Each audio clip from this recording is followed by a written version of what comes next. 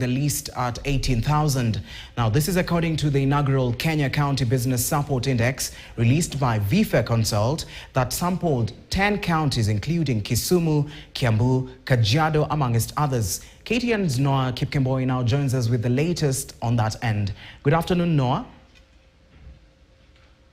Well, indeed, Nyakundi, good afternoon to you. This particular County Business Support Index is very critical. And just to understand where the data was raised from, they were looking at the Finance Act annual development plans of these counties. Look at what they promise. County A says we want to achieve this. And now the index looks and digs deep and say, did you achieve that? Why didn't you achieve that? So it's sort of an accountability tool to look at how intentional our counties are in regards to enabling businesses in those devolved units. And to help us build context in this, I'm joined by Victor Otieno, who's the MD VIFFA Consult. Thank you very much for making time. Quite a detailed report. You are looking at 4 key areas. I know top of the list that comes to majority of business people is matters licenses, but help us understand in brief what are these 4 areas and why are they critical for starters? Thank you very much, Noah. So we are looking at the general business environment within counties in supporting entrepreneurs manifesting as SMEs as well as startups. So part of the parameters that we are looking out for was, of course, the cost of licenses, which is, you licensing your business within a particular county. And of course, we are looking at the finance bills within the 10 sample counties. We're also looking at infrastructure because infrastructure is correlated to the performance of or thriving of small businesses within counties.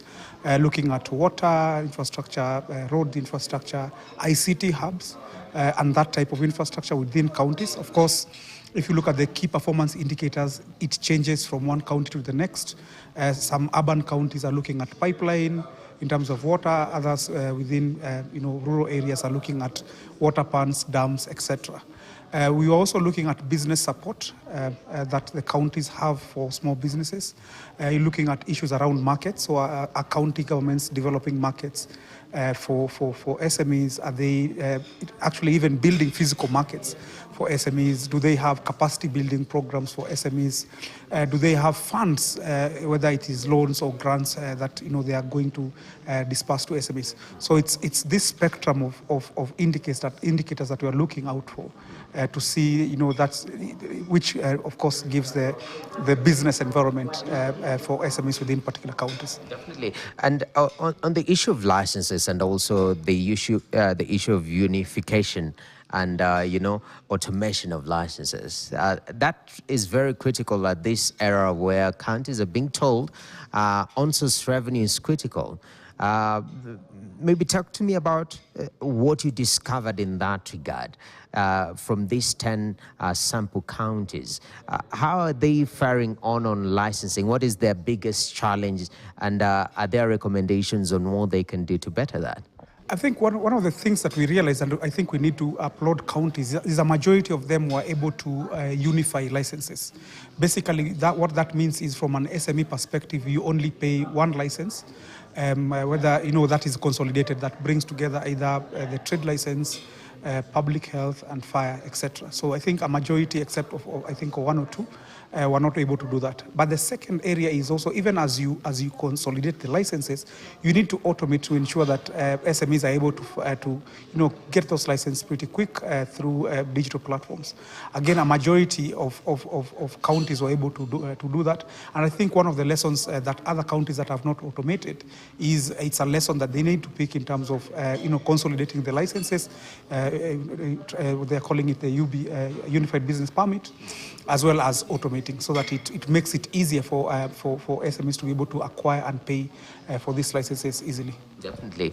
And on matters, because majority of our businesses are micro, small and medium sized in the country. And this particular index actually was looking at general trade business, was looking at industrial plants, the diversity between, because industrial sort of, it gives a picture of manufacturing plants, so sort of bigger player.